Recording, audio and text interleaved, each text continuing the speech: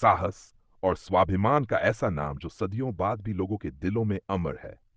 वह नाम है महाराज पृथ्वीराज चौहान। आज हम आपको लेकर चलेंगे उस दौर में जब भारत की धरती पर राजपूताना की तलवारें चमकती थी और राजा अपनी प्रजा की रक्षा को सर्वोपरि मानते थे।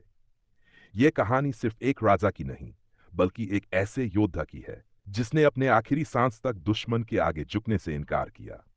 12वीं शताब्दी में अजमेर और दिल्ली के सिंहासन पर राज करने वाले पृथ्वीराज चौहान का जन्म राजस्थान के अजमेर में हुआ था। बचपन से ही वे तेजस्वी, साहसी और युद्ध कौशल में निपुण थे।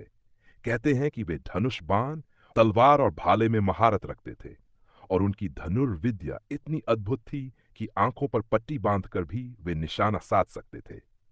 15 वर्ष की आयु में ही उन्होंने अजमेर का राज संभाला। उस समय आसपास के कई राजाओं की नजर उनके साम्राज्य पर थी, लेकिन पृथ्वीराज ने अपनी वीरता और रणनीति से सभी को पराजित कर दिया। उनके शासन में प्रजा खुशहाल थी और सीमाएं सुरक्षित थीं। पृथ्वीराज चौहान के जीवन में सबसे चर्चित प्रसंग है उनकी विवाह कथा, जिसमें कन्नौज की राजकुमारी संयोगिता का उल्लेख आता है।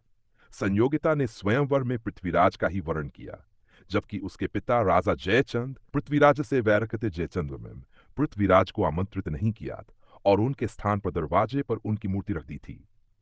लेकिन संयोगिता ने सबके सामने उस मूर्ति को माला पहनाई और उसी समय पृथ्वीराज उन्हें ले गए। यह घटना जयचंद के मन में गहरी कटुता छोड़ गई। इसी कटुता ने इतिहासकार को बदल दिया।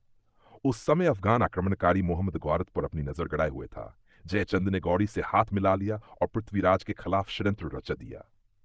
सन 1100 में मित्रान के मैदान में पहला युद्ध हुआ, जिसमें पृथ्वीराज चौहान ने मोहम्मद गौरी को बुरी तरह परास्त किया। कहते हैं कि गौरी को युद्ध भूमि में बख्श दिया गया, जबकि उसे खत्म कर देना चाहिए था। लेकिन वीर राजपूत धर्म के अनुसार उन्होंने एक पराजित दुश्मन को छोड़ दिया। यही उनकी सबसे बड़ी गलती साबित हुई। अगले ही वर्ष सन 1192 में गौरी ने फिर से विशाल सेना के साथ भारत पर आक्रमण किया। इस बार उसने चालाकी और धोखे से युद्ध लड़ा। पृथ्वीराज के साथी राजा समय प्रमदद के लिए नहीं पहुंचे। जयचंद की विश्वासघात ने भी उनका मनोबल तोड़ दिया।